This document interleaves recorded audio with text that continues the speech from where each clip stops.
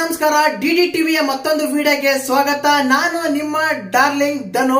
ಖಂಡಿತವಾಗ್ಲೂ big boss season ಯಾವಾಗ ಶುರುವಾಗುತ್ತೆ, ವಿಶೇಷವಾಗಿ ಯಾಂಕರಿಂಗ್ ಯಾರು ಮಾಡ್ತಾರೆ, ನಿರೂಪಣೆಯಲ್ಲಿ ಕಿಚ್ಚ ಸರ್ 10 ಸೀಸನ್ ಮಾಡ್ಕೊಂಡು ಬರ್ತಾ ಇದಾರೆ. ಈಗ ಬರ್ತಾ ಬರ್ತಾ ಏನಾಗ್ತಿದೆ ಅಂದ್ರೆ ರಿಷಬ್ ಶೆಟ್ಟಿ ಅವ್ರು ಮಾಡ್ತಾರೆ, ರಮೇಶ್ ಅರವಿಂದ್ ಅವ್ರು ಸರ್ ಮಾಡ್ತಾರೆ, ಇನ್ನು ಬೇರೆ ಯಾರು ಮಾಡ್ತಾರೆ ಅಂತ ರೂಪುರೇಷೆಗಳು ತುತ್ತಾ ಇದಾರೆ. ಸೋಷಿಯಲ್ ಮೀಡಿಯಾ ಅಬ್ಸರ್ವ್ ಮಾಡಿದ್ರೆ ಕಾಣ್ತಿರ್ಬೋದು. ಫೇಸ್ಬುಕ್ ಆಗಲಿ, ಯೂಟ್ಯೂಬ್ ಆಗಲಿ, ಇನ್ಸ್ಟಾಗ್ರಾಮ್ ಆಗಲಿ, ಟ್ವಿಟರ್ ಅಲ್ಲಿ ಟ್ರೆಂಡ್ ಆಗ್ತಾ ಇದೆ. ಈ ಸಲ ಕಿಚ್ಚ ಸರ್ ನಿರೂಪಣೆ ಮಾಡಲ್ಲ, ಯಾಂಕರಿಂಗ್ ಮಾಡಲ್ಲ ಅಂತ ಬಿಗ್ ಬಾಸ್ ಸೀಸನ್ ಆನಂದಕ್ಕೆ. ಮತ್ತೆ ಈ ವಿಡಿಯೋದಲ್ಲಿ ಅದಕ್ಕೆ ಸಂಕ್ಷಿಪ್ತವಾಗಿ ಉತ್ತರ ಕೊಡುತ್ತೇನೆ. ಖಂಡಿತವಾಗ್ಲು ಇಂತಾರೆ ಮಾಡ್ತಾರೆ ಯಾಂಕರಿಂಗ್, ಇವರೇ ಮಾಡ್ತಾರೆ, ಪ್ರೋಮೋ ಶೂಟ್ ಆಗಿದ್ಯಾ ಇಂತ ಹಲವಾರು ಪ್ರಶ್ನೆಗಳು ಈ ವಿಡಿಯೋದಲ್ಲಿ ಮಾತಾಡೋಣ. ದಯವಿಟ್ಟು ಚಾನಲ್ ಯಾರನ್ನು ಹೊಸ ನೋಡ್ತಾ ಇದ್ರೆ ಮಿಸ್ ಮಾಡ್ದೇನೆ ಸಬ್ಸ್ಕ್ರೈಬ್ ಮಾಡಿ, ಲೈಕ್ ಮಾಡಿ, ಶೇರ್ ಮಾಡಿ. ಬಿಗ್ ಬಾಸ್ ಸೀಸನ್ 11 ಬಗ್ಗೆ ತುಂಬಾ ಅಪ್ಡೇಟ್ ಗಳು ಸಿಗುತ್ತೆ ಈ ಚಾನಲ್ ಅಲ್ಲಿ. ದಯವಿಟ್ಟು ಚಾನಲ್ ಸಬ್ಸ್ಕ್ರೈಬ್ ಮಾಡ್ಕೊಳ್ಳಿ. ಇಲ್ಲಿ ವಿಶೇಷವಾಗಿ ಮಾತಾಡೋಣ. 10 ಸೀಸನ್ ಕಿಚ್ಚ ಸರ್ ತುಂಬಾ ಅಚ್ಚುಕಟ್ಟಾಗಿ ಮಾಡ್ಕೊಂಡು ಬರ್ತಾ ಇದಾರೆ. ಮತ್ತೆ 11ನೇ ಸೀಸನ್ಗೆ ಕಿಚ್ಚ ಸರ್ ಏನಕ್ಕೆ ಬರಲ್ಲ? ಇನ್ನು ಕೆಲವರು ಕ್ವಶನ್ ಮಾಡ್ತಾರೆ, ಇನ್ನು ಕೆಲವರು ಕಮೆಂಟ್ ಮಾಡ್ತಾರೆ. ಸ್ಟೇಜ್ ಮೇಲೆ ಕಿಚ್ಚ ಸರ್ಗೆ ಬೀಳ್ಕೊಡುಗೆ ಸಮಾರಂಭ ಮಾಡ್ದಂಗಿತ್ತು, ತುಂಬಾ ಚೆನ್ನಾಗಿ ಮಾಡಿದ್ರು. ಅವ್ರ 10 ಸೀಸನ್ ಯಾವ ರೀತಿಯಾದ ಒಂದು ಡ್ರೆಸ್ ಸೆನ್ಸ್ ಇತ್ತು, ಅವ್ರ ಆಲ್ಬಮ್ಸ್ ಎಲ್ಲ ಇಟ್ಟು, ಅವ್ರ ಒಂದು ಕಟ್ಔಟ್ ಇಟ್ಟು ವಿಡಿಯೋ ಮಾಡಿದ್ರು, ಬೀಳ್ಕೊಡುಗೆ ಸಮಾರಂಭ ಮಾಡ್ದಂಗಿತ್ತು. ಕೊನೆ ಸೀಸನ್ ಅಂತ ತುಂಬಾ ಪ್ರಶ್ನೆ ಮಾಡ್ತಿದ್ರೆ. ಹೌದು ಗುರು, ಅವರು 5 ವರ್ಷಕ್ಕೊಂದ್ಸಲ ಒಂದು ಕಾಂಟ್ರಾಕ್ಟ್ ತಗೊರುತ್ತೆ, 5 ವರ್ಷಕ್ಕೊಂದ್ಸಲ ಒಂದು ಅಗ್ರಿಮೆಂಟ್ ಆಗುತ್ತೆ. 5 ವರ್ಷ 10 ವರ್ಷ ಅಗ್ರಿಮೆಂಟ್ ಆಗಿತ್ತು. ಆ ಅಗ್ರಿಮೆಂಟ್ ಆದ್ಮೇಲೆ ಅಲ್ಲಿ ಕ್ಲಿಯರ್ ಆಗುತ್ತೆ. ಮತ್ತೆ ಇವಾಗಿಂದ 5 ವರ್ಷ ಅಗ್ರಿಮೆಂಟ್ ಬೇರೆ ಇರುತ್ತೆ. ಖಂಡಿತವಾಗ್ಲೂ 100% ಹೇಳ್ತೀನಿ, ಕಿಚ್ಚ ಸರ್ ಅವರೇ ಸೀಸನ್ 11 ಹ್ಯಾಂಕರಿಂಗ್ ಮಾಡೋದು, ಹೋಸ್ಟ್ ಮಾಡೋದು ಅವರೇನೆ. ಖಂಡಿತವಾಗ್ಲೂ ಬಾರ್ದು ಇಟ್ಕೊಳ್ಳಿ.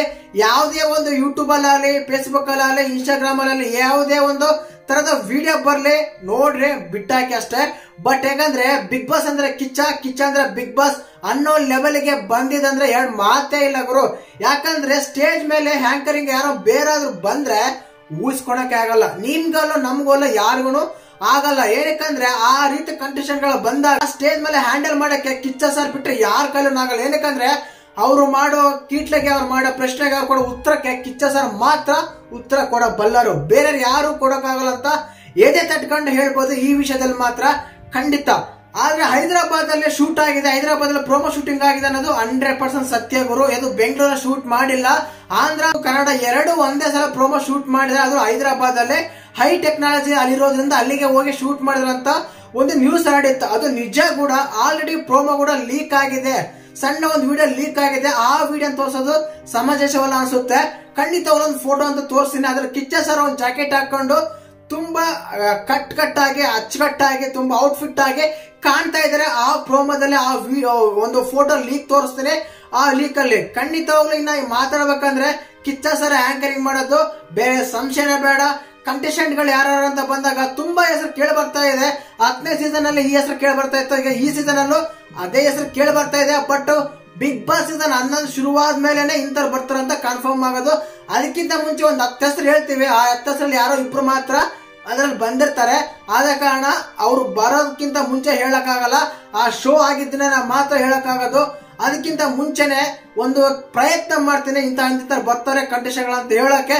ವಿಶೇಷವಾಗಿ ಈ ವಿಡಿಯೋ ಇಷ್ಟ ಆಗಿದ್ರೆ, ಇಲ್ಲ ಚಾನಲ್ ಇಷ್ಟ ಆಗಿದ್ರೆ ಚಾನಲ್ ಸಬ್ಸ್ಕ್ರೈಬ್ ಮಾಡ್ಕೊಳ್ಳಿ, ಲೈಕ್ ಮಾಡಿ, ಶೇರ್ ಮಾಡಿ.